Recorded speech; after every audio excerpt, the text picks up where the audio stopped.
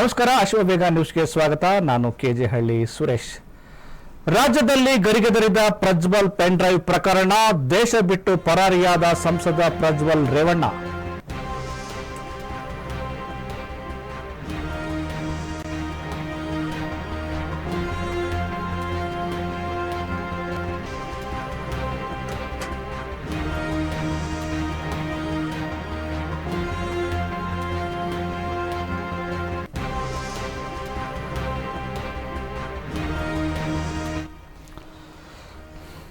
Prajwal pen drive ಪ್ರಕರಣ ಮತ್ತಷ್ಟು ರಾಜ್ಯದಲ್ಲಿ ಗರಿಗೆದರಿದೆ. ದೇಶ ಬಿಟ್ಟು ಪರಾರಿಯಾದ ಸಂಸದ ಪ್ರಜ್ವಲ್ ರೇವಣ್ಣ. ಪ್ರಜ್ವಲ್ ಸರ್ಚಿಂಗ್ ಆಗಿ ರಾಜ್ಯದಲ್ಲಿ ಎಸ್ಐಟಿ ತಂಡ ರಚನೆಯಾಗಿದೆ. 3 ನೋಟಿಸ್ ಕೊಟ್ಟರು ಕೂಡ ಬಾರದ ಸಂಸದ ಪ್ರಜ್ವಲ್. ಎಸ್ಐಟಿಯಿಂದ ಜಾರಿಯಾಯಿತು ಬ್ಲೂ ಕಾರ್ನರ್ ನೋಟಿಸ್. ಇಂಟರ್ಪೋಲ್ ಕಣ್ಣಿಗೂ ಬೀಳದ ಪ್ರಜ್ವಲ್ ರೇವಣ್ಣ. ಡಿಪ್ಲೊಮ್ಯಾಟಿಕ್ ಪಾಸ್ಪೋರ್ಟ್ ಬಳಸಿ ಪ್ರಜ್ವಲ್ ರೇವಣ್ಣ ಪರಾರಿಯಾಗಿದ್ದಾರೆ. ಡಿಪ್ಲೊಮ್ಯಾಟಿಕ್ ಪಾಸ್ಪೋರ್ಟ್ ಅಂದ್ರೆ ಏನು? ಈ ಪಾಸ್ಪೋರ್ಟ್ ಬಳಸೋರು ಯಾರು?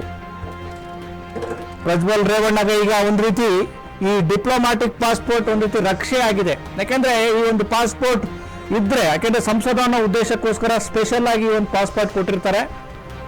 ಒಂದು ದೇಶದಿಂದ ಇನ್ನೊಂದು ದೇಶಕ್ಕೆ ಬಹಳ ಸುಲಭವಾಗಿ ಅವರು ಪ್ರಯಾಣ ಮಾಡಬಹುದು. ಒಂದು ವೇಳೆ ಏನಾದರೂ ಈ ಡಿಪ್ಲೊಮ್ಯಾಟಿಕ್ ಪಾಸ್ಪೋರ್ಟ್ ಅನ್ನ ರದ್ದು ಮಾಡಿದ್ರೆ ಅವರನ್ನ ಕರೆ ತರೋದಕ್ಕೆ ಎಸ್ಐಟಿಗೆ ಸುಲಭದ ಹಾದಿಯಾಗುತ್ತೆ.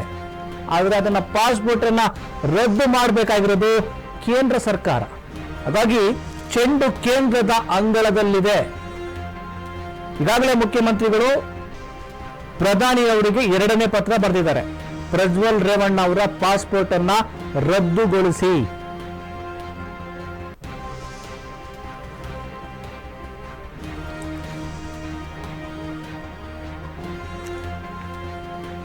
ಪ್ರಜ್ವಲ್ ಪೆನ್ ಡ್ರೈವ್ ಪ್ರಕರಣಕ್ಕೆ ಸಂಬಂಧಪಟ್ಟ ಹಾಗೆ ಈಗಾಗಲೇ ಎಸ್ಐಟಿ ತಂಡ ರಚನೆಯಾಗಿದ್ರು ಕೂಡ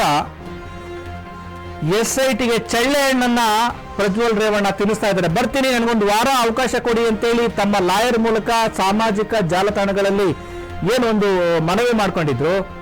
ಈಗಾಗಲೇ ಇವತ್ತಿಗೆ 28 ದಿನಗಳು ಪ್ರಜ್ವಲ್ ರೇವಣ್ಣ ನಾಪತ್ತೆಯಾಗಿ. ಆದಾಗ್ಯೂ ಕೂಡ ಇದೊಂದು ಅತ್ಯಂತ ಗಂಭೀರವಾದಂತಹ ಒಂದು ಹಗರಣ. ಈ ಹಗರಣ ಸಂಬಂಧ ದೂರುಗಳು ಕೂಡ ದಾಖಲಾಗಿವೆ.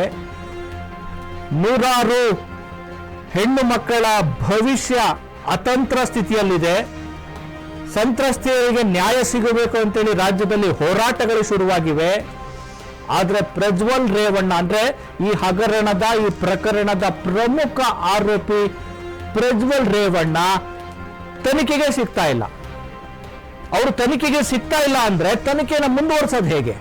ಇದು ಒಂದು ರೀತಿ ಸಂಕಷ್ಟ, ಒಂದು ರೀತಿ ಎಸ್ಐಟಿಗೆ ದೊಡ್ಡ ಕಸರತ್ತಾಗಿರುವಂತದ್ದು. ಪ್ರಜ್ವಲ್ ರೇವಣ್ಣಗೆ ಡಿಪ್ಲೊಮ್ಯಾಟಿಕ್ ಪಾಸ್ಪೋರ್ಟ್ ಒಂದು ರೀತಿ ಶ್ರೀರಕ್ಷೆ ಆಗಿದೆ. ಈ ಡಿಪ್ಲೊಮ್ಯಾಟಿಕ್ ಪಾಸ್ಪೋರ್ಟ್ ಅನ್ನು ಯಾರಿಗೆ ಕೊಡ್ತಾರೆ ಅಂದ್ರೆ ಅವರು ಸಂಸದರು, ಈ ದೇಶದ ಸಂಸತ್ತನ್ನ ಬರೆಯುವಂಥವ್ರು. ಹಾಗಾಗಿ ಅವರಿಗೆ ಒಂದು ಡಿಪ್ಲೊಮ್ಯಾಟಿಕ್ ಪಾಸ್ಪೋರ್ಟ್ ಅನ್ನು ವಿಶೇಷವಾದ ಅವಕಾಶ ಇರುತ್ತೆ. ಅದನ್ನ ಬಳಕೆ ಮಾಡಿಕೊಂಡು ಈಗ ವಿದೇಶದಲ್ಲಿ ಆರಾಮಾಗಿದ್ದಾರೆ. ಆದ್ರೆ ಎಸ್ಐಟಿಗೆ ಅವರನ್ನ ಕರೆತರೋದಕ್ಕೆ ತುಂಬಾ ತೊಂದರೆ ಆಗ್ತಿರೋದು ಯಾವುದು ಅಂದ್ರೆ, ಅಡ್ಡಿ ಆಗ್ತಿರೋದು ಯಾವುದು ಅಂದ್ರೆ ಈ ಡಿಪ್ಲೊಮ್ಯಾಟಿಕ್ ಪಾಸ್ಪೋರ್ಟ್. ಈ ಡಿಪ್ಲೊಮ್ಯಾಟಿಕ್ ಪಾಸ್ಪೋರ್ಟ್ ಅನ್ನ ರದ್ದುಗೊಳಿಸೋಕೆ ರಾಜ್ಯ ಸರ್ಕಾರಕ್ಕೆ ಅವಕಾಶ ಇಲ್ಲ. ಅಂದ್ರೆ ಕೇಂದ್ರ ಸರ್ಕಾರ ವಿದೇಶ ವಿನಿಮಯ ಒಂದು ಎಂಬೆಸಿ ಇರುತ್ತಲ್ಲ, ಅದರ ಜವಾಬ್ದಾರಿ. ಆ ಇಲಾಖೆಯ ಮುಖೇನ ಇಂಥದ್ದೊಂದು ಗಂಭೀರವಾದ ಆರೋಪ ಬಂದಿದೆ. ಹಾಗಾಗಿ ಇವರನ್ನ ಕೂಡಲೇ ಈ ಡಿಪ್ಲೊಮ್ಯಾಟಿಕ್ ಪಾಸ್ಪೋರ್ಟ್ ಅನ್ನ ರದ್ದುಗೊಳಿಸಬೇಕು ಅಂತ ಆದೇಶ ಬಂತು ಅಂದ್ರೆ ಯಾವ ದೇಶದಲ್ಲೂ ಕೂಡ ಅವರು ಹೆಚ್ಚು ದಿನ ಇರೋದಕ್ಕಾಗಲ್ಲ. ಯಾಕಂದ್ರೆ ಡಿಪ್ಲೊಮ್ಯಾಟಿಕ್ ಪಾಸ್ಪೋರ್ಟ್ ರದ್ದಾಯ್ತು ಅಂದ್ರೆ ಅವರು ಒಂದು ರೀತಿ ಹೊರಗಡೆ ಬರಲೇಬೇಕು. ಆದ್ರೆ ಅದನ್ನ ರದ್ದುಗೊಳಿಸೋದು ಈಗ ಮುಂದಿರುವ ಪ್ರಶ್ನೆ.